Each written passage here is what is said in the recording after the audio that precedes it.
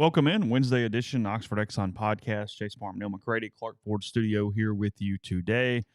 Ole Miss baseball losing 11-9 to Memphis last night at Swayze Field. The Rebels took a 9-7 lead into the ninth inning. A single off the first base bag preceded three straight home runs for the Tigers as Ole Miss falls to 18-14 on the season. Memphis improved to 18-16. The Rebels back at it tonight. Alcorn State 6:30 for that one. So look at a couple things from baseball last night. Look around the league a little bit, but pretty football heavy day yesterday. Lane Kiffin with by far his most Thank God, no kidding. Football, baby. Woo! Let's go. All right. Plenty of football today here on the old program. You know what would be a good idea? I was just thinking about this. Is if you took like Lane Kiffin's press conference and you talked about what he said, and then maybe you, I don't know, said, and here's what he meant. It's a novel concept. I mean, I don't know how no one's ever thought of that. Yeah. They did now. Oh, wait, someone did. Yeah. Never mind. Okay. It's kind of like writing for yourself. You're speaking for like six people right now. Is that? Yeah. I mean, the most sincere form of flattery. Go ahead. Okay. Lane Kiffin with a very lengthy press conference yesterday. Quinshon Judkins speaking to the media yesterday. So we'll talk some football. Got some NFL Sunday ticket prices out. You can get on that here soon. You can get on that in a minute. I'll relay that to the audience and the crowd. So good bit of football today here on the show. I like the NFL, but I have a question to ask myself. Do I like it that much? That's where I'm going. Yeah. I mean, it's a little different. I like it a lot. So we'll see. But do I like it that much? Blue Sky, Oxford Exxon, Blue Sky location here in Oxford. Lunch specials, $5.69. Get a couple side items. Get the fountain drink size of your choice with the rotating lunch special of the day. I think today's red beans and rice, but I'm not 100%. Check in, find out, let me know. Maybe it is, maybe it is not. Ribs tonight. If you want them to take care of dinner, call ahead. They'll wrap them up, have them ready to go. You can get the wet ones, get the dry ones, whatever you prefer. They'll hook you up. And remember, if you're in the Clinton, Mississippi area, the Jackson Metroplex, you can get the donuts. They are fresh every single morning. A lot of flavors, a lot of some frosting if you want it. A lot of different toppings there for those donuts made fresh every day. They'll be in all the Blue Sky locations here soon, but for now they are in Clinton, Mississippi. The rumor is if you play for the Clinton soccer team, boys team, buy a dozen. Get the next one free. It's actually what we should work out with Ben, isn't it? If you can prove you're a member of the soccer team and you buy a dozen, you get an extra half dozen for free. And a 55-ounce Coke. Neal will pay for them. Yeah. Be fine. That's the deal. Buy a dozen, you get a 55-ounce Coke for free. That's the Ben, we're handling your marketing right here. We got it. Don't worry about it. Just give us the keys. Let us drive. Speaking of drive, coming to you from the Clark Ford studio. We are Clark Ford's in Amory, Mississippi, 662-257-1900. Call that number. Ask for my good friend Corey Clark. Tell Corey what Ford product you're looking for, and he'll send you a quote within 15 minutes in business hours. It's a great product. That's truly how they do it. It's the easiest car buying experience you'll ever have. Ask me how I know. And they just take great care of you. But the biggest thing is the service. It's different, totally different deal than you get at most places where they really don't care about you. Corey wants to be your car guy. He wants to be your truck guy. He will prove that to you. He wants to have a long-term vehicle relationship with you. He will prove that to you as well. 662-257-1900. At some point, Guest will join us. We're working on it. We really are. Guest will join on the myperfectfranchise.net hotline. If you're a displaced corporate executive or you're wanting to put your career in your own hands, if you're an experienced entrepreneur looking to diversify, Andy Ludicky can help. He owns multiple franchises, businesses, and uses his expertise to help others find their American dream through a very thorough and free consultation process. So call Andy, put your life and your career in your own hands. It's 100% free. You've got nothing to lose. Find your perfect franchise at myperfectfranchise.net. Contact Andy anytime at andy@myperfectfranchise.net or call 404-973-9901. I did bill it from the My Perfect Franchise hotline yesterday. I talked to Stephen Head. That's up on our network. He's now a scout for the Dodgers. We talked a good bit just about where baseball is in 2023, frankly, what the Dodgers' plan is from a scouting standpoint, what his kind of path to scouting has been, and a good bit more. Talked about the velocity craze with pitching, whether it ever thinks about taking some sort of course correction or not. What do you say? No, he said that velocity is absolutely the biggest indicator for success, and that he sees no change in that at all. Frankly, some of the stuff that guys throw every night now is. I mean, I forget. I don't have the exact number in front of me because I meant to flag the tweet and I didn't do it. Used to, 95, 96 was hard. And there was, I forget how many pitches were over 100 miles an hour last year, but it was like in the way up there. It was a ton of pitches. I mean, it was. A guy threw 101 mile an hour splitter last night. Splitter. In the bigs. Did you see Shohei's curve? I did. He threw one curve the whole night, and it was majestic.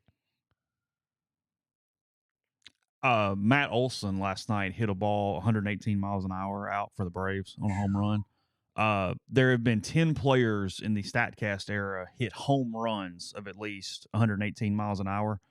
Giancarlo Stanton's done it 12 times. Aaron Judge has done it 5, and then 8 other people have done it once. If you'd like a stat for that. I'm trying to think of the kid's name. Jared Kligner or something like that. He plays for the Mariners. Okay. That dude hit a rocket off the center field wall last night. It was a line drive. And Pat Hughes, I think, said it was 115 on a line drive, 400 feet, hit the top of the center field wall at Wrigley. Mm-hmm. That dude hit an absolute tank on Monday night to tie the game. He hit a home run last night with just this little effortless flick of the bat. Dude has significant power. I think it's O'Neal Cruz who has the hardest hit ever in the StatCast era. That injury was awful. I hated that he got hurt. I think the record's like 122 something. I think it's O'Neal Cruz. Yeah, he's fun. Yeah. I hope he has a full recovery. He's super fun. Kalinick, something like that. That dude is a beast. He's got serious pop. I'll get into baseball later, but when we're doing exit velocities, I mean, at the time, you thought maybe that was part of the story when Ole Miss was coming back. They were down 6-1 early, came back, took a lead. Kemp Alderman, over the course of 3 pitches, he hit a foul ball down the line at 117 miles an hour that was just foul by a couple feet. And then he hit a home run that was 115 that went, they estimated at 480 feet, but that's TrackMan because it bounced off essentially the top of the video board. I would like to have seen it in the old scoreboards because it would have been over it, and I'd have been able to compare it against the 2 or 3 farthest balls I've ever seen hit out of Swayze. But it hit more than 2/4 of the way up the video board when it hit. So I can't remember who was on the broadcast with Dave Neal. Was that Peterson? Kyle Peterson, I think? Over the weekend? Yeah. I have no idea. I don't know. I think it was Kyle Peterson on the broadcast, and they were talking about, it was the Ole Miss Arkansas series, and they were talking about Alderman, and he was comparing him. It was ironic. He did it right before he struck out but that happens. He was comparing him to Pete Alonso. Oh, really? And I thought, the more I thought about that, I was like, oh, that's pretty good. Because Alonso, when he hits the ball, it's a different sound. Big power guys. Kemp's got to learn how to harness some of it, obviously, because he's still a very young guy. But I could see that. Oh, he's going to play at the next level. He's going to play Major League Baseball. It's just, I thought the Alonso thing was interesting because Alonso, if you go back and look at it, when he was a young guy, he was a lot of 2-outcome stuff.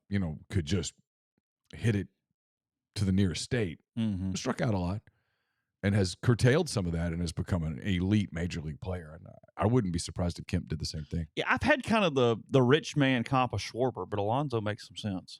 Because they're right-handed. The Schwarber thing is he's left-handed, so when you turn around and you go, well, he's like, but they're not the same. Yeah. The Alonso comp was a good one. I was like, oh, that really resonated. It was funny. People on our board, not many people, a few people criticized the broadcast. I thought that was a really good broadcast. I thought it was solid.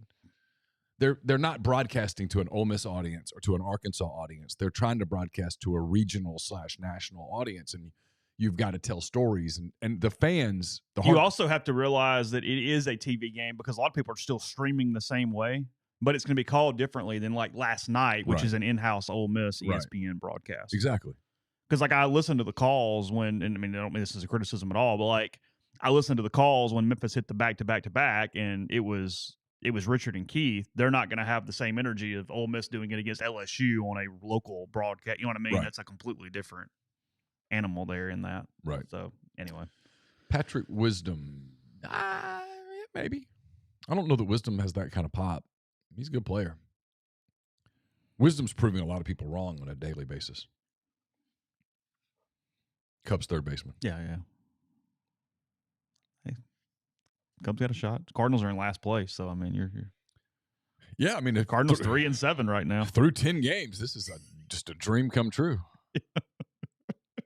Cubs are better than they were a year ago. They have more. They have more veterans. They play the game smarter. Swanson's been a terrific addition for them. They play with some energy. I thought last night is April. But last night's one of those games that if the season ends up having some specialness to it, you look back on that and go, there were some signs. The one thing that I pull out about him from the head interview, again, you can go listen to it. It's on the network. What I thought was interesting was we were talking about what he would be like as a prospect today. Obviously, it's been almost 20 years since Stephen came out. Oh, he was a second-round pick in 2005. Two-way guy. We're talking about Caglianone at Florida and some different things. And he said that he wished that he had today's technology to see what he could have maximized as a pitcher. That he said as a hitter, he thought he'd be the same guy. It wasn't much difference. But that looking back, because of what they know now from a body composition, from a getting the most out of your Rapsodo kind of numbers, that he was all arm. And he said he stayed sore a lot because he didn't have the same kind of drive through his hips and his bottom half that they just teach as standard today. Back in the day, Stephen would touch some 93s, 94s from the left side. He told me he thought he would sit 93, 94 with some touches up today, and which would have completely turned him into a pitcher at the next level. Oh, sure. Because he had command. I mean, that would have been a whole totally different animal in a different world. They would have put him in one of these pitch labs. Yeah. That's what they're doing. I mean, now that. Yeah. I mean, Ole Miss uses the one from Wake Forest that they do the whole deal. These teams are creating unhittable pitches. The MIT nerds. Yeah. He made me tired because I was like, I kind of know where you go because I asked you about some players, but like, what's your area? And he's like, Mississippi, Louisiana, Illinois, Oklahoma, Kansas, Missouri, and Canada. And I'm like, feels immense, but it's weather related because you hit the southern states first before the north even gets going, and then you kind of go up. And Canada only comes to you, apparently. They come into the United States. Oh. Yeah, Team Canada comes and plays other people, and you check Canada out at that point. Makes sense. Yeah, you're not spending time in Alberta and seeing what's going on. So the YouTube TV is taking over NFL Sunday Ticket this year. If you missed this, again, moving from DirecTV. One thing you will notice is there's only one broadcast. They don't have if you have a DirecTV, you had a different broadcast on Red Zone in the past. I think it's Scott Hansen, right? That's taking over the full thing. Is that correct? I think so. I prefer him. I don't know why. It's comfortable. I'm used to him. Mm-hmm. It's who I prefer. Fans can start signing up on Tuesday for their out-of-market games package if you'd like. 2 categories of pricing. Apparently, one who subscribe to YouTube TV, which is cheaper, and then those who use some sort of YouTube primetime channels. Do you have this? It's a hub that features like sports, movies, TVs, some things along those lines. Oh, yeah. I've got it. Do you? Yeah. Okay. Mm-hmm. So when you bundled Sunday Ticket with Red Zone last year on DirecTV, it was $300 or $400 depending on the bundle. Okay. Last year. After the $100 pre-sale discounts expire, YouTube TV will charge $349 for Sunday Ticket, $389 with Red Zone, and then that's on the primetime channels if you have those. And then if you don't have that, $449, $489 for Red Zone.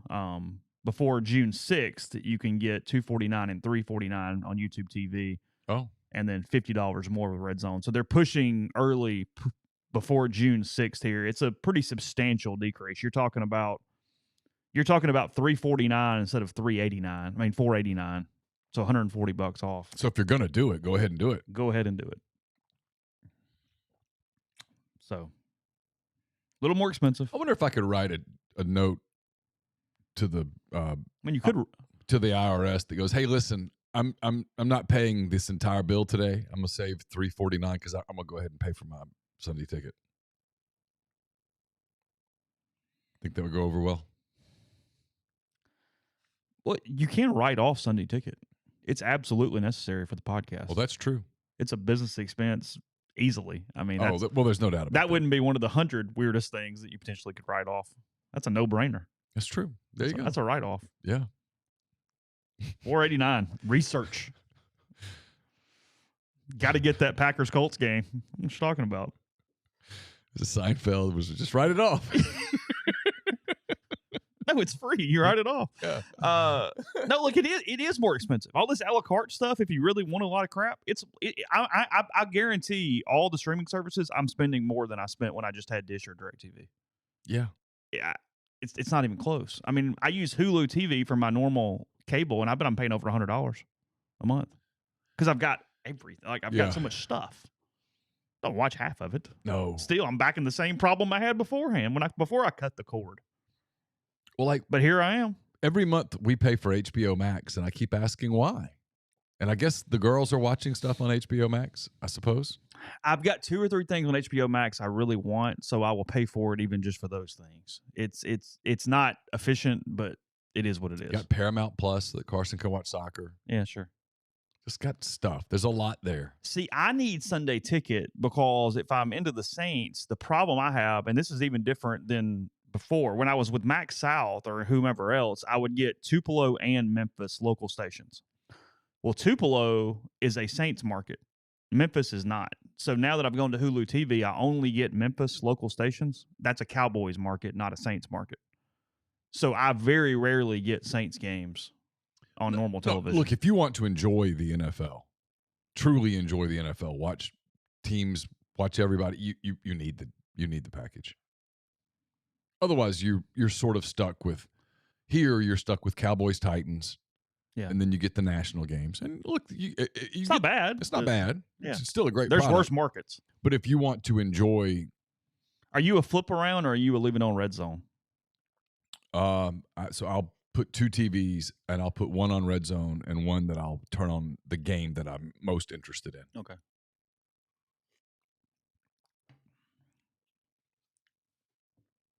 Yeah, that's right. Yeah.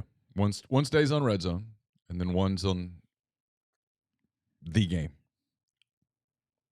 Unless I get to a place where there's 2 games that I'm interested in, at which point I'll put one on one and one on the other. I'm not addicted to red zone. I can watch 2 games. I prefer just kind of watching red zone. Frankly, the Saints aren't playing. Just kind of flip it. I mean, there are some teams that I gear toward. It allows you to watch more passively. Well, yeah, because you're just. I had a mailbag question about how many hours do I spend watching professional sports, and so I had to think about it, and I was like, well, actively or passively? Because there's a difference. Oh, it's a huge difference. I mean, like if I have the Heat and the Bucks on in the background, it's on, and I sort of know that the Bucks have a lead, but I'm not really watching. If I'm watching pitch for pitch in the Cubs-Mariners game, like the other night, I'm actively watching. There's a big difference. I probably passively watch a ton of SEC baseball. How much do I actively watch? Oh, my active sports viewing is really low. I will keep abreast of what's going on and glance and watch. And if it gets close late, okay. But just I'm sitting down for 2 hours and I am locked in. Oh, it takes a pretty significant thing for that to be the case. Yeah, I don't know how much I actually do that. Like tonight, I will actively watch the Thunder-Pelicans game. It's a playoff game. Carson and I are going to turn that on. He's geeked up, Playoff game. Yeah, it's a playoff game. If you win, you move on. If you don't. If you win, you make the playoffs, but nonetheless. Yeah, well, if you win, you have to win one more. That's true. If they won, they'd have to beat Minnesota on Friday night to get in. Okay. Dub Jr. saying, don't forget, YouTube TV will have a split view where you can have 4 screens on the one TV. So you, in theory, could run 2 TVs with a lot of screens. So. We're going to Lane Kiffin here after break. We got some baseball thoughts. Not a ton. Looking around real quick. Just see if anything did happen I was overly interested in last night.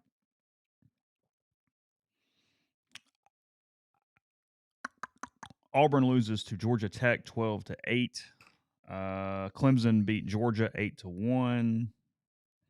Obviously, Ole Miss lost 11-9. I guess that's it from SEC. It's SEC standpoint from a losing place. Florida beat Florida State. LSU beat Tulane. I knew he was really good. I had no idea that Dylan Cruz was hitting 505 as of last night. Yeah, dude. I did not realize it was that. It's unbelievable. When I mean, I've watched them 15 times. I can't remember him getting out.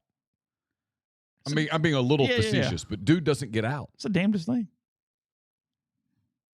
If you're the Pittsburgh Pirates with the first pick in the draft, you're in the room, and when anybody goes, "Hey, let's talk about," you go, "No, we're not talking about anything. We're taking Cruz." It's that simple. Get his jersey. Let's figure out a plan for him. But no, we're not talking about anyone else. His own base percentage, 32 games into the season, is .639. Yeah. His own base percentage is .639. Chase, he's a terrific player. He's a terrific player. Good God. I mean, he's worth the price of admission to a college game right now just to watch his at-bats. 33 walks to only 16 strikeouts. Yeah, he's terrific plate discipline. Slugging .860. It's fine. He's athletic. Not a bad defensive player. Not that it matters. Dude. I mean, I think he's such a good hitter that the defense just doesn't matter. Like seriously in the room, if I'm in Pittsburgh and they say, "Well, let's talk about his defense," does it matter? If for some reason he can't play defense, we'll just DH him. I mean, whatever. Yeah. Who cares? No, I do. Caglinon's not draft eligible. He's a sophomore, I believe. Yeah, he's had another year. Yeah, he's got one more year left. I'm getting off LSU baseball. I don't know why I did this. I guess I was stalling for a second. But I do have to give Trey Morgan a ton of credit. We know he's a great first baseman and great defensively. He's become a pretty damn good offensive player. He's really become a really all-around guy. I mean, his offense was pretty lacking there for a long time, but he's hitting .330 right now, which is fifth on their team. Who's that? I'm sorry. Trey Morgan, the first baseman for LSU. Yeah, he's a good player. He's become much better offensively where it's actually, okay, I don't know what happens to him later, but he looks a little fitter this year too. Like I thought last year, there were times he sort of looked sloppy. Yeah, because he has that kind of thinner frame where anything sort of hangs a little bit if it's there. But it's not fair when people compare him to Cruz. I mean, he just, whew. Yeah, I mean, Cruz is special. Yeah. I'm sorry, I'm a little distracted there for a second. You okay? Yeah. Okay. Yeah. Now, a word from our sponsor, BetterHelp. It can be tough to train your brain to stay in problem-solving mode when faced with a challenge in life, but when you learn how to find your own solutions, there's no better feeling. A therapist can help you become a better problem solver, making it easier to accomplish your goals, no matter how big or small. I've used therapy as a way to handle stress, clear negative thoughts, and mentally relax a little. It's a life changer for me. Frankly, it increased my happiness. If you're thinking of giving therapy a try, BetterHelp is a great option. It's convenient, accessible, affordable. It's entirely online.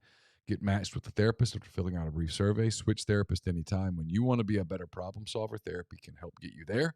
Visit betterhelp.com/MPW today to get 10% off your first month. That's betterhelp.com/MPW. We're also brought to you by Walk On Sports Bistro, where they put everything they've got into bringing you game day with the taste of Louisiana. Dig into their mouth-watering, made-from-scratch Louisiana cuisine. Po' boys, gumbo, voodoo shrimp, plus fan favorites like juicy burgers and fresh salads, all in front of 70-plus TVs, 40-plus ice-cold beers on tap. Especially if you're in Oxford or Jackson, please visit the Walk-Ons in Oxford or Ridgeland today. Our next partner is Athletic Greens. Take AG1 by Athletic Greens literally every day. Give it a try because my diet's not always perfect, not always getting all the fruits, vegetables, vitamins, minerals that sustain you throughout the day. So take AG1 by Athletic Greens. It gives you some sustained energy, immune system support. You don't have to take vitamins, pills, anything like that. It tastes pretty well as also in whenever you take it around the fast. If you're doing that, you take it whenever you're done with the fast for the day, around your workouts. Give you a pick-me-up and help you out. As comprehensive health and the power of habit all in one. It's great for recovery. Again, love taking mine right after the workout when you need a boost. It also empowers the gut for whole body health. If a comprehensive solution is what you need from your supplement routine, then Athletic Greens is giving you a free 1-year supply of vitamin D and 5 free travel packs for your first purchase. You go to athleticgreens.com/MPW. Again, that's athleticgreens.com/MPW. Check it out.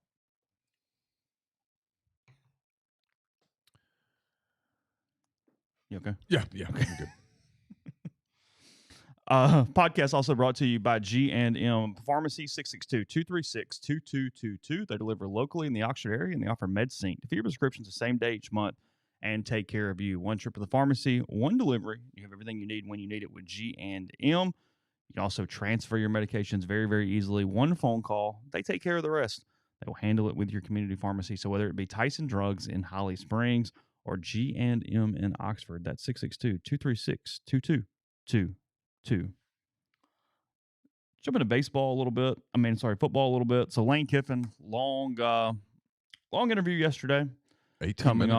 Coming on the heels of Alex Scarborough for ESPN, writing the kind of a little more long form version of the story he put out from a couple months ago. Do we know was that from the same interview? Did he just pick a couple quotes out and write early and then take longer, or was this a completely new interview? I'm not sure. I know he was there recently working on a story about the 10-year anniversary of him getting fired at USC. Oh. So Okay. working ahead on that, and then it led to Lane said yesterday they spent about an hour and a half together. I mean, again, I say this all the time, and it's not self-serving. In fact, it's the opposite. It shows you why sometimes he doesn't do local media. He doesn't have to. And I've always gotten it. I just, like I said, I've never understood why you wouldn't use every bullet. Right. Why one? Like, it doesn't. That's. I think it's, and you. Hey, I get the best steak in the world, but I choose not to ever have a piece of shrimp. Like, I think it's because you see what happens in some of the local stuff. You can almost see it happen with his voice. He just doesn't like a lot of personnel kind of questions. He likes big picture stuff. And look, it's like a lot of us. Lane likes to talk about Lane. And so when Lane's the topic, he's pretty good at it. Now, yesterday he was great on Jackson, on Quinshon. He was really good on Quinshon.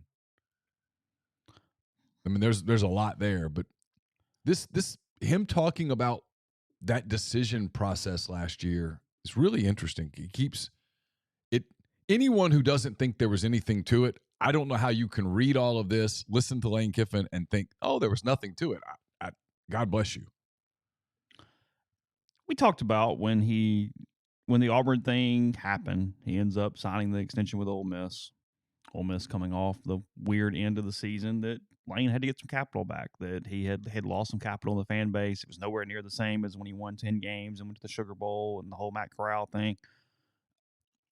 Are these stories helping that? I mean, do you feel like in these first 3, 4, 5 months, I mean, where do you feel like his capital level is versus the end of December, if you will? Oh, that's a good question. I mean, is it actually been? I mean, it's interesting, and there's things I can pull out from it, but has it tangibly changed anything? I mean, I guess that's a question for people in the stream. They probably could answer that better than I could. Yeah. I think in his mind, he did it the right way. And in many ways, I think he did. I mean, you can't sit there on October the 31st and go, I'm not interested in the Auburn job, if you might have interest in the Auburn job. And in fairness to Lane, okay, because I was critical of some of it, and I will be critical of some of it. But in fairness to Lane, they didn't lose the second half of the Alabama game because he was focused on Auburn. That's not what happened. That team was locked in that day. They didn't execute in the second half. They made some mistakes. And Bryce Young beat them. Bryce Young was brilliant. And Bryce Young's going to be one of the first 2 picks in the draft. They got beat by a brilliant quarterback. It had nothing to do with the Auburn job. Yeah, sure. Now, is that why they lost at Arkansas? See, I don't think so. Now, my criticism of the Arkansas game and where I think the Auburn thing came into play that week was I think that night he was thinking about, as that game, this is my opinion. I could never prove this, and he would probably tell me I was wrong. And I'm not inside his head. He is. It just didn't make a lot of sense that night. If you told me that night as that game got out of hand, he thought, man, I don't want this to screw me up. we got to get back in this, chasing a game that made no sense to chase. And that did impact Thursday. My opinion. I think they lost to Mississippi State in Fayetteville. Yes. I do. 98 offensive snaps when you're down 42-6. And as difficult as it would be for someone with ego and pride, and he's got plenty of both, as difficult as it would be to go, hey, Sam, let's call this off. You got it. I'll see you in Oxford next year. They kept chasing. Now, if you told me that night, if you're an Ole Miss fan and that night pisses you off because of that, sure. Arkansas came out pretty dialed in that night. Ole Miss didn't get a couple of breaks early. Arkansas was really playing well. Go back and look at the Ole Miss's run defense against Rocket Sanders and against KJ Jefferson and try to tell me that was about the Auburn game. The Auburn job. Give me a break. Sometimes you just get beat. It happens. Doris said, wait, you think he did it the right way? He did it the right way if he was, when we believe he was, contemplating going to Auburn. Because if you think you're leaving, what is it you're supposed to say? Right. Because until it's done, you're not going, hey, look, guys, I'm headed to the plains. Like, and that's Chase, the biggest sign of all this, that it was real. Like, that's why I get so frustrated. It was very real. Yes, if you're always just going to be a rebel and you're not looking at it, then you go, yes, look, guys, I'm not going to Auburn. Shut up. We're focused on the game Thursday. But if it is a doubt and you think you're potentially going, you're just trying to get through it as quietly as possible. Yes. You're trying to get the Q's and the T's and the I's and all that stuff done and just get there. Well, now, look, Monday night was stupid. Yes. Monday night was nothing. It was the wrong way in all ways. Well, it's still, to this point, as Wayback points out here, he's definitely still not happy with John Sokoloff. The way he responded to that story. Yes. And it wasn't just a tweet, it was a story. Yeah, sure. The way that he responded to that story was indicative of somebody who was really angry about it. Like, now I've got to address this. I was hoping to get to that was his last media obligation until the game Thursday night. It was, yes. And so if he gets through that, we're not there to ask him questions on Tuesday and Wednesday. Ole Miss has always done the Thursday Egg Bowl the same way. It's fine. No one's complaining. We get kind of everything that we normally get on Monday and Tuesday on Monday. And then it's over and we leave and they practice on Tuesday and they practice on Wednesday and they play the game on Thanksgiving and then we get postgame. And I think he thought, hey, if I can get through Monday, I won't have to address this until after our game on Thursday night. And instead, when Sokoloff wrote that story, the way it was written in such a way that John wrote it definitely. Lane Kiffin will be the coach at Auburn on Friday. Yeah, it was woof. And that pissed him off. And he went nuts that night. Went off. And we'll never know the exact whys to going nuts. Probably a combination of things. I got a couple theories. I believe in both of them. I think he knew who at least one of John's sources were. And I'm not talking about the Auburn athletic director. No. I agree with you. And I think he was super pissed off at him. The Ole Miss Auburn game is going to be fascinating this fall. And then I think he realized that put him in a position that he didn't want to be in. Parents are contacting. You got stuff going on. All of a sudden, people are asking you about it. It led to Tuesday and Wednesday being all about one thing. Yeah. And before that was not really the big topic of conversation. If you think about it, we weren't talking about the Auburn job leading up to the Alabama game. Mm-hmm. We really weren't talking about the Auburn job leading up to the Arkansas game until, frankly, my phone didn't start blowing up about Auburn until Thursday, Friday before that game. And Lane was he's already admitted it. He's used the word. He was doing his research on the Auburn job. Yeah, I have reason to believe it was far more advanced than that. Yeah, I just don't know how he could have been public about that. You're not coming out on Monday and going, hey, I'm really looking into Auburn. We're going to do this, blah, blah, blah. It's just no coach does that. I'm not holding that against him. look, I think he hurt himself all the way around on Monday night. I think he hurt himself with Ole Miss people and Auburn people. I think way back here's making a point that I couldn't argue against. In fact, I think I agree with it completely because the story was broken by a local guy, not a national guy. It didn't break in a manner that he controlled. I agree with that. Look, I don't know what the statute of limitations is on stuff. From that night? Or that week? From that week. But I'll do this. I think this is more than fair. Okay. Chris Lowe with ESPN, who's one of the best guys in our business. Super person. And Chris and Lane are tight. But I think sometimes Chris is used as a mouthpiece of sorts. And for Chris, that's okay because you get the stories.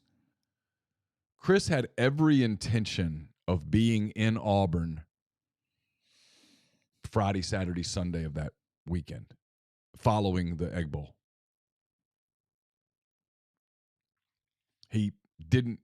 He anticipated being in Auburn. Yes. There's a reason for that. Chris believed that Lane Kiffin was taking the Auburn job. Now, does that mean that Lane told Chris that he was taking the job? No, it doesn't. But let's not pretend that Chris Lowe is not connected. That Chris Lowe is not connected to the people who represent and help Lane Kiffin make decisions. That's idiotic to assume that he's just guessing. I mean, that's dumb. So there was absolutely something to it. It's the interesting part of this, as they're talking about in the stream, is what Lane has done since signing. That, we talked about, hey, there's capital we built, kiss the babies, do the whole deal. I think, and I think you would agree with this, and even yesterday played a role in that. I mean, obviously, I don't think Lane just dictates everything Alex Scarborough is writing or his desire to write stories on him, but I think it's sort of the difference in how people go about things. It's not how I would have done it. It's not how I would advise people to do it. But I think in some ways, Lane thinks this is his version of kissing babies and going, I just want to be here, but I looked around. You know what I mean? Like, yeah. I think in Lane's version, he is building capital back up with these things.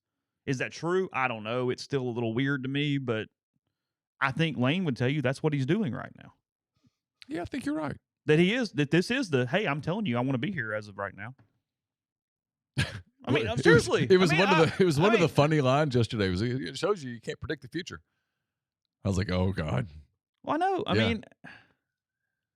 mean, and look, there's a human side to it also. That he's kind of admitting in a personal way that, years ago he would have looked at the two jobs and said, this one wins national championships, this one hasn't, I'm going here. And this time, his daughter was here. Mm-hmm. I mean, he talked about going over to the Perry's house. The Perrys live across the street. Yeah. They've raised 7 kids. I think it's 7. Seven, either way. Whatever. And so they've had a lot of proms. And a year ago, before Landry had moved to Oxford, he went across the street for the OHS. They have a big party over there for a lot of kids that go to OHS. It's a pre-prom party. Yes. And he went over there. I think Robert had asked him to come over and take pictures. Yeah, just hang out. And Lane went over and took pictures and took the big picture with all the kids and the girls in their dresses. He put them on social media, the whole deal. Yeah, the whole deal. And he admitted yesterday that he was thinking during that, gosh, this is somebody else's prom, and I'm missing my oldest child's prom because Landry's prom was back in California. And then days later, Landry moves to Oxford, and she goes to OHS. And then this year, when he goes over to the Perry's house because their daughter, Ada Grace, is a senior, he goes over to the prom party, and Landry's there. And he's taking pictures with his kid in addition to all the other kids. But he's taking a picture with his kid, and he was like, it was kind of cool because he was being a dad. He got to be a dad, and that's it's a game changer. I get it. And she came here and did really well socially with OHS, made a bunch of friends, has had a great year, is my understanding. And she decided she wanted to go to Ole Miss, and she'll start school there, I assume, in August, September, whatever. Sure. And he said that kind of changed things some. who am I to question that? I get that. I'm a dad. I understand. But all that stuff was just, it was all going around. I mean, did Landry look at him and say, Dad, don't go to Auburn? And he said, okay. I don't know. It wasn't in the house. But the people that are like, he was never going. His point was a decade ago, he wouldn't have looked at anything else but that and said, this is stupid. I'm going to Auburn. Like, that's it. Tunnel vision. And we're doing a little revisionist history with it, where he goes, see, bad things, there's always a reason for stuff to happen. We wouldn't have all this NIL money if this hadn't come up. And you know what? He might be right. I don't know. It definitely spurred things that week. There's no doubt about that.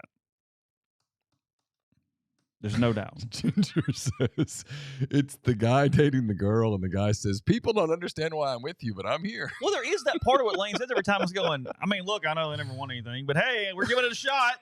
I mean, like, that's what I'm saying. It's different than almost every coach would do it. Like, it's not, hey. Well. Because, I mean, yeah, fair.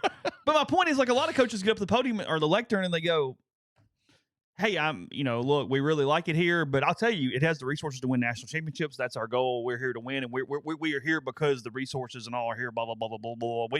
There are no advantages over there. We can get everything done right here we have to do. And he says it, but it's all with disclaimers. Chris Beard would say for 100, Alex. Oh, I mean, without even Yeah. Just, I mean, it would just come out without even thinking about it. But Lane doesn't do that. He doesn't give just there's always the disclaimer, the but. You know what I mean? Lane has conjunctions in sort of everything he says. Yeah. And it frustrates fans. I get it. Sure. I totally get it. I mean, it's literally one of my jobs is I'd write that on every Monday, what he said, what he meant. And sometimes it's not easy. Yeah. I mean, there's always the negative. And there isn't this too. I mean, but it's like wrapped around stuff because he does go, hey, I really do think the resources are different in this era. They weren't before. I mean, there's a lot of truth in what he said this week. And the story in the Scarborough, the quote in the Scarborough thing where he talks about the Blue Bloods get all the 5 stars and that you don't get them here. Well, he ain't wrong, Chase. No. I mean, I've been here 15 years. How many 5-star recruits has Ole Miss signed? 3? I mean, they signed 3 in one class, so it's more than that. Okay, but 4 or 5? I mean, so 1 every 3 years? I mean, he's right. Yeah, it's probably like 7, but anyway, go ahead. But you get my point. Yeah, I don't know. I mean, not a ton. No. I mean, the point stands. I'm just trying to go through my head. I mean, no. He signed 5 over the course of 2 classes in 13 and 16. So then whatever in addition to that. So, but less than 1 a year. Yes, that's correct. So you're not building classes full of Blue Bloods. Right. I mean, when he says that, he's right. You have to build it a different way. Some people recoil at that, and then if you stop the recoiling and you stop and you go, okay, well, what did he say? It's true.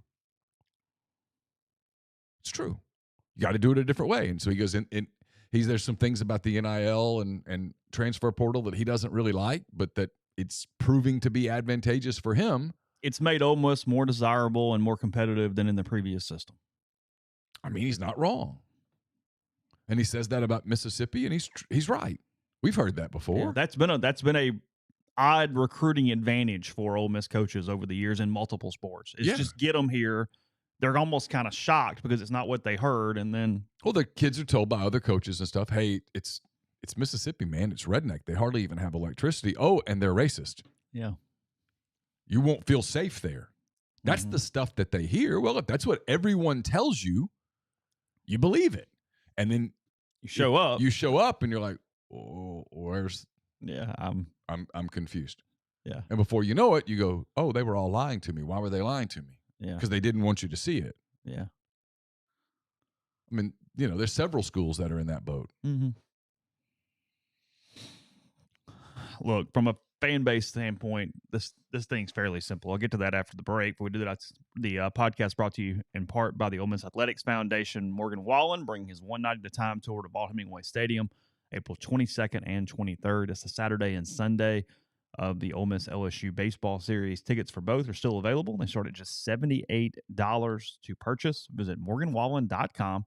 And if you already have your ticket, make sure you purchase a parking pass. You can get that at olemistix.com. College Corner is your one-stop Rebel shop. 2 locations in the Jackson area. In Ridgeland, it's next to Fleet Feet. In Flowood, it's next to Half Shell. If you don't live in Jackson, just go to collegecornerstore.com. You can find them on Facebook and Instagram as well. They've got the largest selection of Rebel gear in Central Mississippi. We're brought to you by Comer Heating and Air, Southern Air Conditioning and Heating. Different names, same great products, same great services. If you live in Oxford, Batesville, Tupelo, those areas, call Comer 662-801-1777. If you live in Hernando, Memphis, or the surrounding area, call Southern 662-429-4429. A-Stock is a Nashville-based online retail company with the mission to provide customers the power to name their price.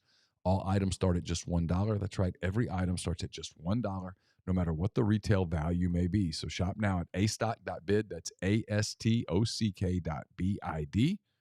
Or download their app. Name your price on thousands of items from big-name retailers. A-Stock has multiple locations, I should say, around Nashville, as well as in Memphis and Selma, Indiana, and other locations coming soon that offer local pickups, so don't miss out. We're brought to you by Solutions RX. It's a probiotic multivitamin supplement company created by Ole Miss Pharmacy alum Chris Cornelison. Go to solutionsrx.com or it's also available in local independent pharmacies across the continental U.S. Check out prescription support. Check out some of the other vitamins and supplements that they have. It'll help you stay healthier over the long term. It's OEP at checkout and get 10% off your first order. As you know, Ole Miss hit 4 home runs over the weekend against Arkansas, which means that the 40% sale is in place at deadsoxy.com. So go to deadsoxy.com and get 40% off all socks except for those that are connected to the NIL subscription. You can get those at deadsoxy.com, promo code Rebel Grove. And we're brought to you by Game Changer Patches. They're the only 2-patch system available in the market to stop hangovers before they start. The warm-up patch is used before or while you drink. The overtime patch is used after you've been drinking to recover while you sleep. The all-natural ingredients will keep you in the game, ready for your next play. Go to GameChangerPatch.com, promo code RebelGrove20 at checkout, and get 20% off your purchase. And we're brought to you by ACS, Automation and Control Systems, LLC. They've got you covered if you are looking to service and install Rockwell Automation, Allen Bradley, Siemens, ABB, Square D, many other manufacturers. It's ACSLLCMS.com or call 662-601-4381. Podcast is brought to you by Prime Shrimp, primeshrimp.com. Premium shrimp, gourmet ingredients, cook in bag convenience. They're now available at Rouse's Markets. There's in South Mississippi a little bit, all over Louisiana as well. 7 different flavors available for you right there in the bag. The Louisiana Bull Cajun shrimp, New Orleans style barbecue shrimp, the signature, a couple of my favorites, the garlic herb butter, and much more. It gives you exceptional shrimp dishes. None of the hassle. Satisfaction is guaranteed. They ship them straight to your door fewer than 10 minutes, freezer to plate with Prime Shrimp, and use code RG. You can use code RG. Buy 5 pouches or more, 25% off. So again, that's code RG with primeshrimp.com. Look, this is about winning. It's always been about winning. He won 10 games 2 years ago, and he had his Q rating through the roof at that point. Yep. Even losing to Baylor didn't really matter. Agreed. Last year, it progressively got worse as he was no longer winning. They lose to Alabama, played a good game. Nobody was overly frustrated by that. The Arkansas game was embarrassing for fans on a number of levels. The outcome of the game, the Kubelik stuff, all that. It was bad night. The postgame. Yeah. Postgame was revelatory. I was there. The entire Egg Bowl week was weird. They had the Egg Bowl in hand and then didn't lose it. Mm-hmm. At that point, the Auburn thing had overshadowed things. If you really go back and don't hindsight it, the Auburn thing had become a big enough deal at that point that the Egg Bowl loss was not necessarily taking over anything. It's the least frustrated I've ever seen a fan base about losing the Egg Bowl those 48 hours. Well, I mean, I remember covering that game. Yeah. And all of our discussions that day were about, I guess we'd heard on Wednesday night that he was staying. We were waiting to see whether there would be some sort of an announcement. There was a rumor that there might be some sort of an announcement, and there wasn't an announcement. Mm-hmm. And then after the game, I mean, Ole Miss and Mississippi State are playing the weirdest Egg Bowl I've ever covered. Yeah. A fourth quarter that the game's in doubt, and you couldn't really tell that anybody truly cared in the stands much. I mean, I'm being a little hyperbolic, but you know what I mean. And then after the game, it was all about, okay, we're going to ask him these questions. And then the answers were so definite. Well, and some of that happened because, look, he didn't really announce this. He just said later he told the team he wasn't leaving, but we had sources in multiple places. He talked to the team twice on Egg Bowl week about Auburn or the job or his longevity at Ole Miss or whatever. And both times he intimated, if you just took it on a very general sense, that he was staying, but he left clauses in both of them. He never came out and just said, that's it, I'm 100% staying. There were disclaimers in both of those statements. And if I have a criticism of Lane in the rehashing, it's that wasn't really what he said in the room. According to multiple people, we weren't there, obviously, but according to multiple people. We've talked to a lot of people. Yeah. I mean, I feel confident about the sourcing on that. Me too. That it still was right there. It all fades out. It ends. The bowl game was embarrassing just because they weren't competitive, and it looked like Lane was coaching it like a video game. Now, was that the end of the world? No, bowl games are never going to be. And the end it wasn't of the world. bowl game they wanted to go to. Yeah, it was just weird all year long. Your team's 7-0, your team's 8-1, your team's in the national championship mix, and suddenly you're playing Texas Tech in the Texas Bowl. Yeah, not on a Wednesday night at 8-something at night. My point being, this season is weird from this standpoint. Lane Kiffin will get the majority or all of his Q rating back and his confidence from his fan base back, and frankly, NIL dollars in his coffers if they win 8 or more football games. I think that's the number given the schedule. I agree. Look, 7-5 can happen with Ole Miss being a pretty good football team. Last year, they go 7-5 if they play Georgia instead of Kentucky with that schedule. That's the only difference in the schedule other than home and away from last year to this year. They take Kentucky out and they put Georgia in. Take Tulsa home out, put Tulane sure, whatever. in. But if point stands. If you're worried about the game in New Orleans, then you got a whole different problem. Yeah, if you're losing in New Orleans, we're having a completely different conversation. So point being, it's what's funny about this is 7-5. You can get there with Ole Miss being okay and not falling off the wagon, but I don't feel like that because college football is all about wins. So again, we've talked about this 1,000 times with a lot of different things. It's why coaches want the 8-game schedule, not the 9-game schedule. You never go, hey, they went 7-5, but that schedule was really tough 4 years ago. No, they just went 7-5. Agreed. Ole Miss just went 10-2 2 years ago. They don't really give a shit who they played or who they didn't play. You really don't go back and dissect it. Never. It's not like the NFL playoffs where you get in as a sick. That's not how it works. It's a completely different sport. It feels like this really odd splice point where it's 7 or 8, and that just dictates a direction from a fan base standpoint. Now, we're in a vacuum. We're having this conversation on April the 12th. I understand that. But today, it feels like it's completely different depending on what the final number is on either side of that pendulum. Maybe I'm wrong. I mean, tell me in the stream, but 7-5, people go, God, they fell off again.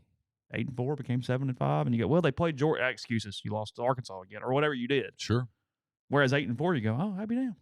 Okay. It's the weird part about, and we'll do this 1,000 times between now and the Mercer game. Well, and because last thing here, Joey goes, not paying $9 million to go 7-5.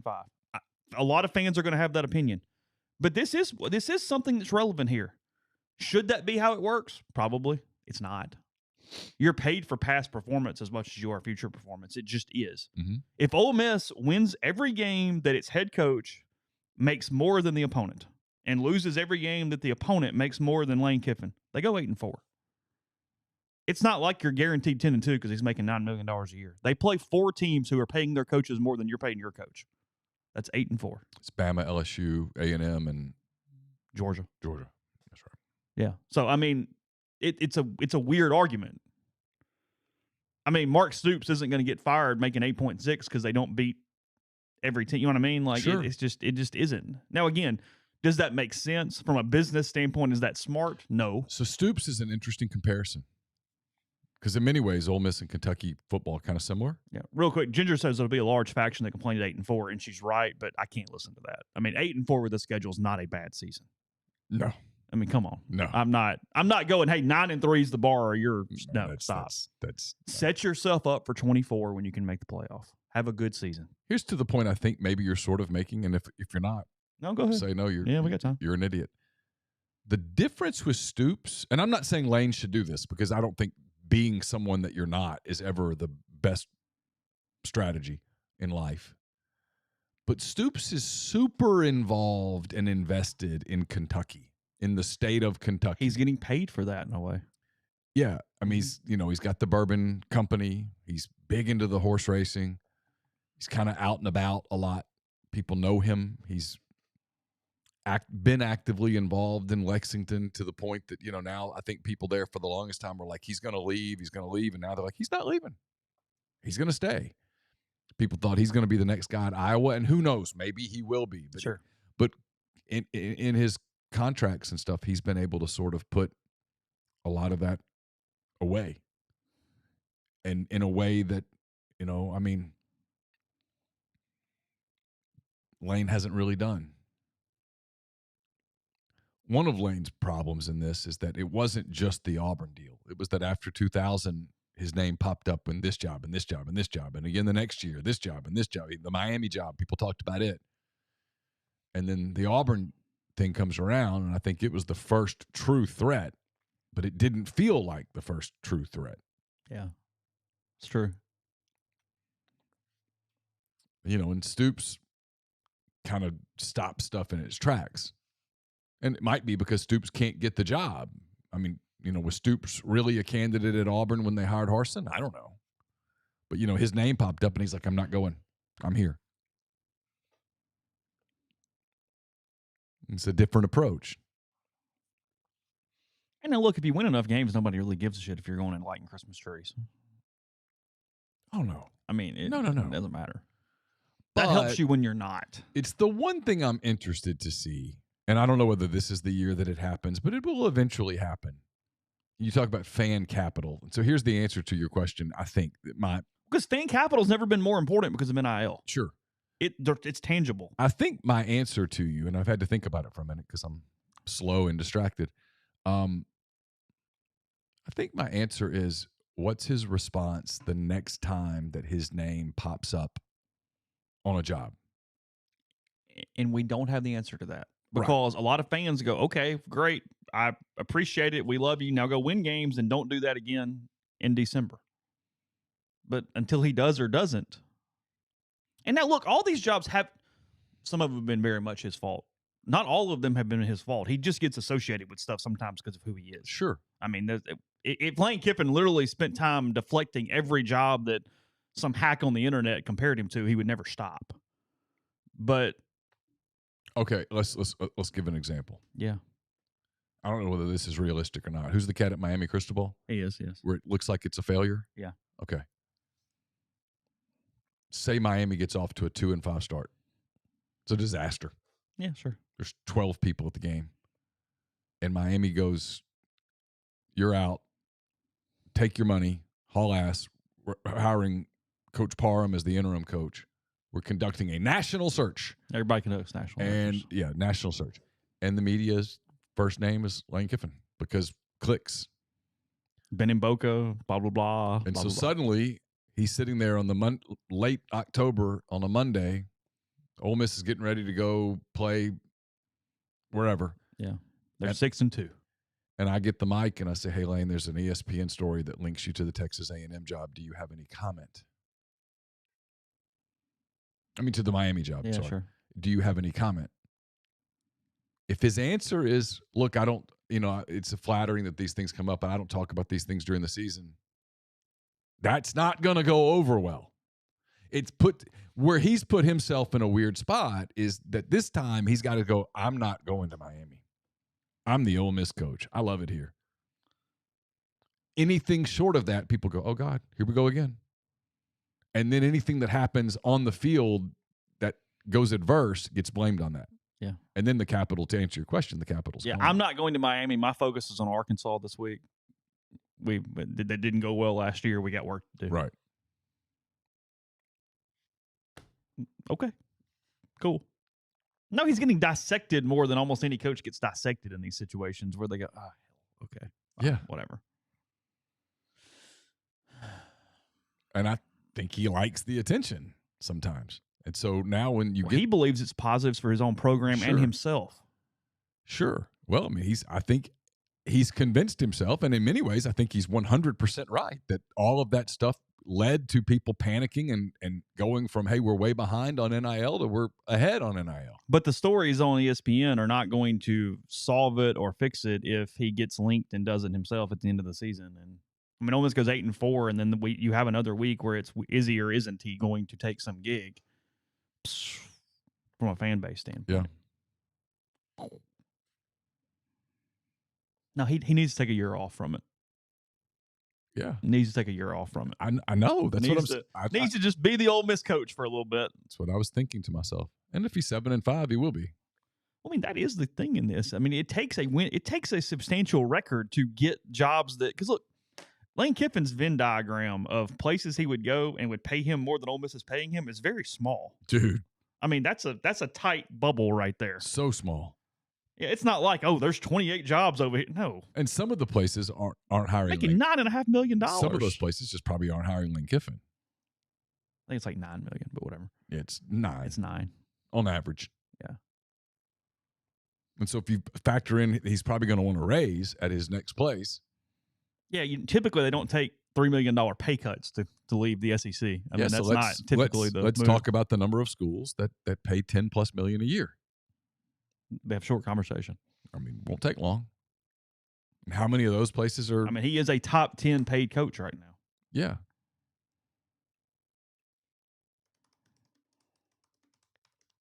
I mean, it's a fascinating deal. And it may have been why the Auburn thing was such a decision, because look, Lane's a smart guy. He might have thought, if I don't go to Auburn and I stay here, I'm here for a long time. Can I make it work?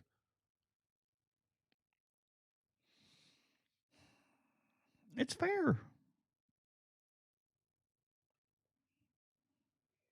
What jobs would open up that would hire him and that he would consider A&M? And I don't know that Texas. I mean, is Ross Bjork hiring Lane? Not that Ross would do the hiring. I mean, would the Texas A&M boosters hire Lane Kiffin? For them to hire Lane Kiffin, Lane's got to win big games next year. Yeah. Big games. Got to beat Alabama and Tuscaloosa probably. Yeah. Yeah, I think that's. You know what I mean? Got to go. Or go 10-2. I mean, well, but the schedule is set up such that, you lose to only Alabama and Georgia, and maybe. I mean, last year they went 7-0, and the biggest win was Kentucky. Yeah. The schedule's a little different this time around. Alabama's in September.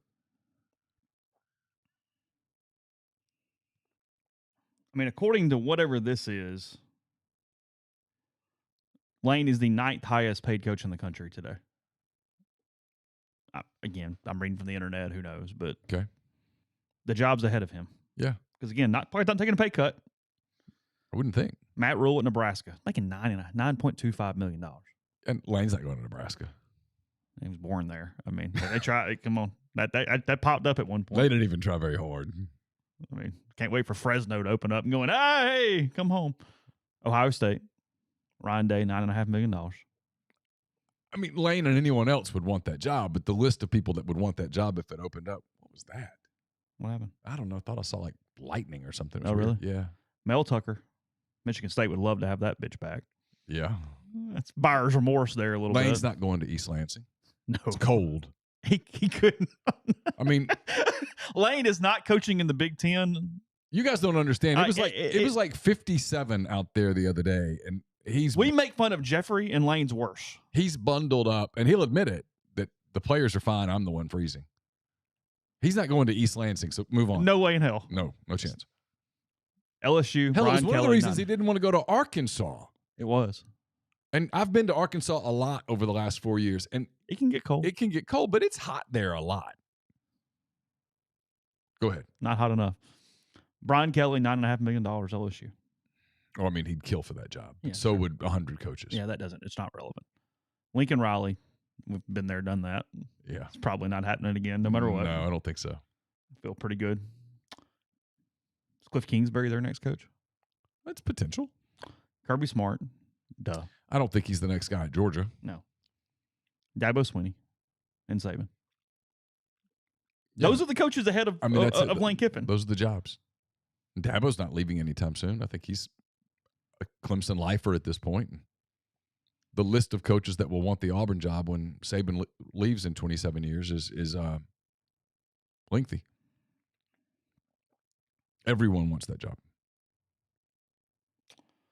So the list of jobs that he could just leave for that fans would go. The next list is like 3. Stoops at Kentucky, Venables at Oklahoma, Ferens at Iowa, Napier at Florida, and Gundy at Oklahoma State. That's the next list. There's nothing on that list that goes, oh, yeah, absolutely. I mean, Florida, but, I don't see Oklahoma wanting Lane Kiffin. No. Florida passed over him the last time. They didn't even consider him. Chip Kelly, if you're just curious, makes $5.6 million at UCLA. Okay. I know people wonder about that. And if I'm a coach, I'd like to see what UCLA in the Big Ten looks like for 2 or 3 years before I jump into it. Because it's possible they get their head kicked in. Yeah, I mean, it's possible that they're not competitive. It's possible that it raises their profile and suddenly they're a giant slobber knocker. I don't know. Yeah. I'd want to see first. Yeah. Podcast brought to you in part by Northeast Spark, NESPARC. Service people across rural communities. 2 packages, the Ignite, the 100 Mbps, or the Blaze, the 1 gig that powers the Clark Ford studio. Your hometown team bringing you world-class broadband. That's nespark.com. 662-238-3159. Phone service, parental controls, network security, and much more. So it gets best internet in Lafayette County, as well as parts of Union and Pontotoc counties. Again, that is 662-238-3159. Brought to you by Lamons Fine Jewelry. Lamons at 1126 North Lamar Boulevard in Oxford. It's been serving the Oxford area for 3/4 of a century. Whatever your jewelry needs may be, they're the gold standard in fine jewelry. Visit them at lamonsfinejewelry.com or call them at 662-234-2777. We're brought to you by Pinnacle. Martin Palomo is going to be in town tomorrow. He and I are going to do a podcast here in the studio. We'll talk some financial stuff on Mind on My Money. That's brought to you by Pinnacle. It's mypinwealth.com, MYPINN wealth.com. If you're planning a summer vacation or thinking about planning a summer vacation, maybe a holiday trip's already on your mind, get in touch with my friend John Edwards, Regency Travel Incorporated in Memphis. He's a guy who can create give you the extra attention that's needed to make a special trip, one that creates a lifetime of unique memories. Get in touch with him, give him some parameters, give him a budget, and he will help you plan a vacation of your dreams. 901-494-3387 or jedwards@regencytravel.net. If you're coming up in the next few weeks, whether it's for baseball or the football game or Morgan Wallen or all of the above, stop by Opa. It's Oxford's newest Greek restaurant on the square. It's a perfect place for you to enjoy an evening out in Oxford. Fabulous food, craft libations as well at Opa on the square in Oxford. I've got a mailbag up this morning. It's brought to you by Whitney McNutt of Tommy Morgan Incorporated Realtors, serving you for all of your real estate needs in Oxford and Tupelo. Whitney sells condos, land, commercial, and residential family homes. You can reach her at 662-567-2573 or 662-842-3844. We're brought to you by Service Specialist Staffing and Recruiting Agency. They've been connecting great job opportunities to candidates since 1967. If you're on the job hunt, whatever you're looking for, they probably can help you. They can help people from beginning, entry level to advanced positions in multiple fields. It's always free for the candidates. You have nothing to lose. Get in touch with Will, Sydney, or Kelsey at 662-832-5138 or check out their new and improved website, servicespecialistltd.com. Get the beautiful and healthy smile you deserve at Corinth Dental. Dr. Bubba McQueen, Dr. Jenny Beth Hendrick are devoted to restoring and enhancing the natural beauty of your smile using conservative, state-of-the-art procedures that will result in a beautiful, long-lasting smile. From routine checkups to advanced treatment, including implants and Invisalign, Corinth Dental is here to help you achieve your smile goals. Schedule your appointment today and make the first step towards a better version of yourself, corinthdental.com. And we're brought to you by Southern Traditions Farm. It's a 68-acre, 32-stall upscale and equestrian training and boarding facility in Canton, Mississippi. Sand rings, grass rings, miles of wooded trails. There's so much offered at Southern Traditions. Beginner horseback riding offerings, advanced horseback riding offerings. It's also a great venue for events and get-togethers. So get in touch with the people at Southern Traditions Farm on Facebook or Instagram at Southern Traditions Farm. Podcast also brought to you by Johnson Hill Creamery, johnsonhillcreamery.com, 662-419-9201, or check out their Instagram page at Johnson Hill Creamery. Told you about their charcuterie class coming up at the Oxford Lafayette Public Library. That's Thursday, April 20th. It's next Thursday, a week from tomorrow, 5:30. Space is limited, but it is free, 662-234-5751 to register. Really cool event. They do a great job with the classes. They give you something to take home at night. teach you how to put your tray together. It's in conjunction with the Chicory Market and Johnson Hill Creamery. So cool event coming up here in 8 days. So again, give them a call and take part in the class. Again, 662-234-5751. So we hit it for a second at the very beginning. Ole Miss baseball falls to Memphis last night, 11-9. Again, the Rebels were down 6-1 after 3 innings. They hit some home runs, came back. You thought the kind of the pivotal moment of the night was Anthony Clarko hitting a 2-run homer in, I think, the bottom of the 7th. That put Ole Miss up 9-7 at the time. They had a 9-7 lead going into the 9th. Cole Ketchum and Sam Decoyan, 2 freshmen, had done a really nice job in relief. Ketchum had allowed a run in 3.2 innings, I think, his longest outing of the season. He's actually been pretty good on the year. He hasn't had a lot of opportunities, but he's only given up 2 or 3 earned runs in 11 innings, only walked a couple people. It's not the worst thing there from his stat line. And then Decoyan was dominant for 2 innings. He had thrown 24 pitches and getting 6 outs and was very good last night. For the Rebels, Mike went to Mason Nichols I keep getting asked this for a couple different reasons. One is Mason is the closer. They were in a 2-run game, gave him the ball in the 9th inning. They also have a 5-game week, and Mike was worried about extending Decoyan into a spot where he was not available on Friday. Yep. They were trying to manage load in a lot of ways. They also were limited last night. Braden Jones has had a sore elbow. He was not available last night. The MRI was completely clean. He's fine. He'll pitch this weekend, but he was not available. And then Mitch Morrell has been battling kind of a lingering back issue the entire season. He was not available last night. Mike said that there have been plenty of days this year where he has not been available. They have just not told anybody that, but it was not an uncommon thing that Mitch couldn't pitch last night. He, again, will probably be fine for the weekend. So there weren't a lot of options. And Mason, here's the deal. We've talked a lot about what to do with Jack Doherty. I think Neal and I are both in agreement. We would start someone else and put Jack in the bullpen. Yes. Pick your high leverage moment and put Jack in that opportunity to try to win a baseball game. Yes. But whether it be the 9th, the 8th, or the 7th, Ole Miss is not going to be a competitive SEC baseball team without Mason Nichols getting outs because they just don't have arms around that right now. So no matter what you want to call his role, he's just got to be better. And it's not necessarily criticizing him. It's that he's one of the returners and one guy that, given all the injuries that they're counting on, and he's allowed at least 1 earned run in 7 of his last 8 appearances.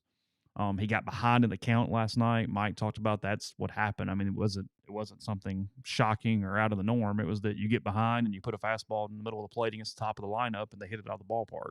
Okay. These are college hitters, which means that they know how to hit. And so if they know what's coming, their odds of getting good contact are much higher than they are if it's having to protect. If you're just look at averages in any baseball level, the hitting average with the 2-0 count versus the hitting average with an 0-2 count. Yeah, it's night and day. Yeah, we don't write on deadline much, so I don't do this. It's one of the few times I had 2 or 3 stories going at once because I was kind of ready to go. The game was dragging a little bit, and I had a lot of delete button there at one point last night after the home run started coming for Memphis there in the 9th. But look, it's teams 18-14. They play Mississippi State. They were 2-10 in the SEC. There is not a path without something crazy happening if you don't win 2 this weekend in Starkville. There's no path. I know I'm setting this up where if something happens, they can use my voice when they sweep LSU and sweep Georgia, and then realistically, math. If they lose 2 this weekend, that's 3-12. That would mean 3-12 at the turn. It would require probably 11-6. No, 11-4. 11-4. Yes. With 3 games against LSU. Yeah. That's correct. Probably not sweeping LSU. So that's at least 1 L. It's 11-3 in the other games. So I don't know what you've seen that leads you to believe that that's on the menu. No, they just have pitching issues. I mean, it's the offense has not been good. They've got some returners who are not hitting. We talked about it yesterday. I'm not going to harp on it and say the same thing every day. No, their bottom of the lineup is not productive consistently at all. But they scored 9 runs last night to win the game. You got to win the game. Because look, a couple people said, because I wrote something about how it will give them a little midweek momentum. And I mean, I get I can be made fun of for that because it wasn't going to change their weekend because they won the game. But here's what happened. They lost momentum because they lost the game. It's not that last night was going to be some springboard. It's that Of course not. They walked off the field again going, oh, good God. They were down again. Like, the body language is not good. And there were not many times last year where the body language was this bad. The body language is not good right now. Well, there comes a point where you lose so much that you just expect to lose. That's the truth. I mean, here's the deal, Daniel, though. There's not pitchers that were unhittable last year in Omaha. I mean, Doherty was efficient as hell against Oklahoma in that national championship game, and that allowed him to get through 5 innings. But Doherty is very, very good when you keep him in the sample size that he needs to be in. Otherwise, Mason Nichols is the only guy that pitched in Omaha last year. People really forget something about that Omaha run, the postseason run last year. DeLucia was terrific. Hunter Elliott was terrific. And if you think about it, they rode them the whole way. And this is to their credit, right? They won on the Friday night in Coral Gables. They won on Saturday in Coral Gables. So by the time that they had to pitch somebody in a starting role, other than DeLucia or Elliott, you're pitching against exhausted pitching staffs, teams that have been playing against each other earlier in the day in the heat and the humidity of Coral Gables, Florida. And then you get to Hattiesburg, it's hotter than hell, and you win 2 in a row because you go DeLucia and Elliott, and they both throw gems. They went 10-1 in the postseason. Elliott and DeLucia won 8 of the 10 games, and in one of the other games, you scored 22 runs. And then you get to Omaha, and to their credit, right? This is the goal. You play the game to win the game, as Herm Edwards once said. Was it Herm Edwards or Dennis Green? Dennis Green. Play to win the game. You play to win the game. Whoever it was. Yeah. You play to win the game. They won on the first game. They won the second game. So now you get into the winner's bracket, which means you start playing teams that have played more games. One of them was that, and one of them was they were who we thought they were. Dennis Green said about the Bears, they are who we thought they were. Okay. I think Edwards said you play to win the game. Yeah, okay. Go ahead. Sorry. But they played, by the time they got to Arkansas at the end, Arkansas had played more games, which means their pitching staff was a little more stressed. And so you win that way. We have a tendency to revise history a little bit and go, man, that team just got super hot in the second half. No, they didn't. They got hot in the playoffs. That's it. They did not finish the season hot. They lost 2 out of 3 to Texas A&M, and they lost the first game in the tournament to Vanderbilt at 2:00 in the morning. Yeah. They weren't hot. 2 dudes who were fresh because they had not pitched all season carried them, and the offense got hot. It was a good offense that got hot. And look, you can do, Stephen and I were talking about this. I don't remember if it was on air or not, so maybe you'll hear it, maybe you don't. Maybe we're just talking around recording. We let them off the hook. Yeah. Look, a dangerous postseason team is one that has 2 frontline starters, 2 relievers, and a pretty good offense. You don't want that shit to get hot because that could get problematic in a hurry. Sure. And that's what happened. They had DeLucia, and they had Elliott, and they had Brandon Johnson and Josh Mallets on the back end that were unhittable at that point of the year, and the offense was plenty good enough. Yeah. Case closed. Yeah. But winning in the regular season and winning in the postseason are 2 different creatures. Yeah, you can't manage a 60-game schedule. They used a third starter one time. Yeah. And again, they scored 22 runs. That game was 5-5 at one point. Ole Miss won 22-6. Oh, yeah, that's right. Alderman hit the grand slam, and that deflated Arizona, who had no pitching. No. Just done. So, if you win 2 in Starkville, you keep the conversation. Sure. If you don't, it just gets... They haven't won a series yet. No, 0-4. They're going to have to start winning series, plural, for this to even become a conversation. And it's where things are so different as we close is in years past, before the portal became so evident, you would do what can this even look like? But the answer is that you have no idea because most of the people that I'm going to be writing about aren't on the roster right now. They're playing elsewhere. Yeah. They're going to look, Ole Miss is going shopping because you're losing. I can make a case for them losing every position player on the team, on the starting lineup right now.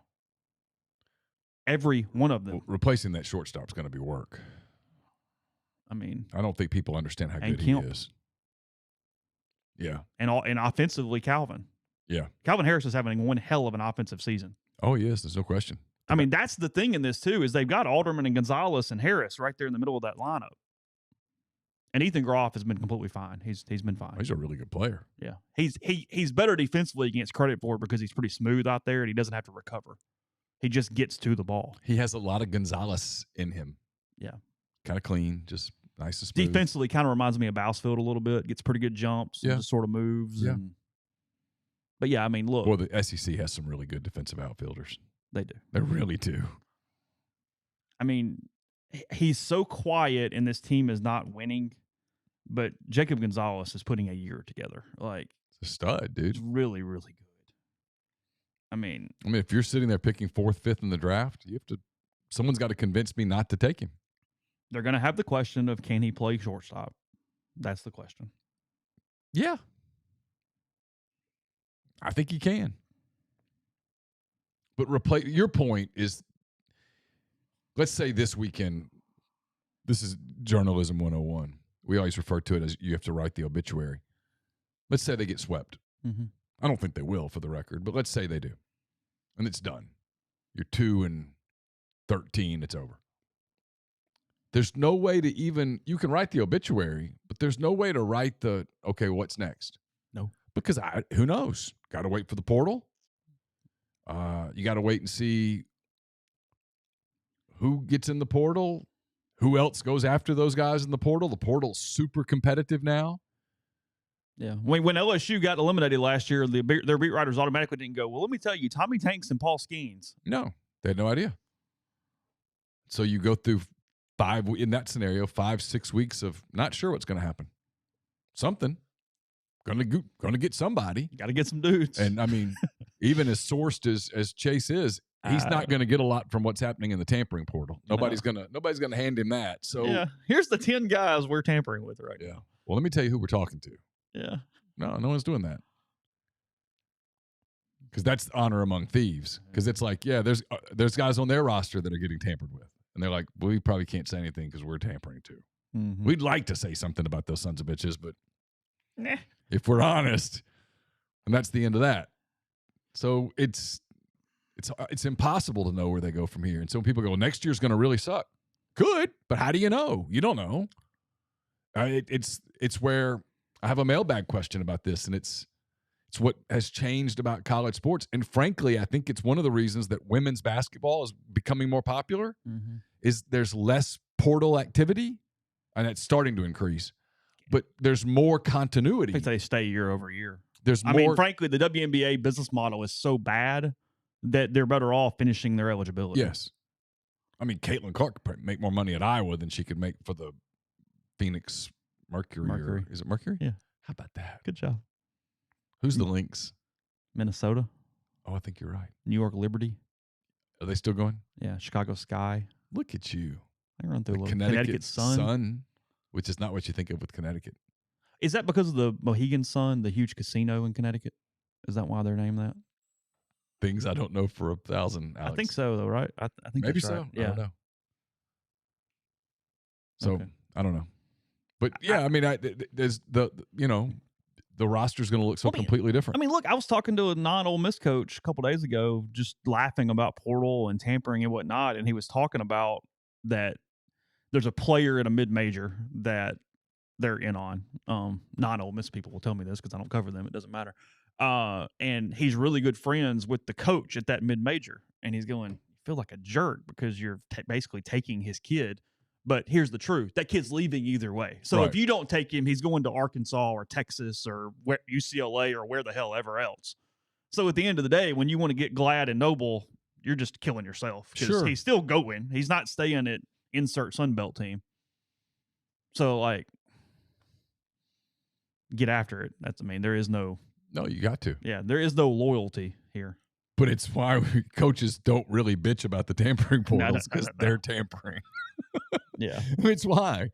I mean, there was some high profile tampering that happened last year that nobody ever talked about publicly because they were doing it too. Ooh. Big time. If people knew, God almighty, they'd lose their minds. You think you hate them now. And then you don't, but you can't blame them. No. Because what if he'd said yes? Yeah, exactly. I mean, things change. Yeah. So I get it. All right. Podcast tomorrow. Again, we'll bring you on the network what we get to you. There's a chance we won't be streaming tomorrow because I need to get to football practice because it's the last one. Oh, right. That's one thing from Lane yesterday that was pretty obvious is that they're not going to practice next week. I'm also not 100% sure Jeffrey's available, so we'll figure out what's going on. Yeah, okay. we'll let you know, but podcast to you on the network when you get it. Rebel Grove in the meantime, and then Ole Miss Alcorn State tonight, 6:30 for that one. So take care. We'll talk to you.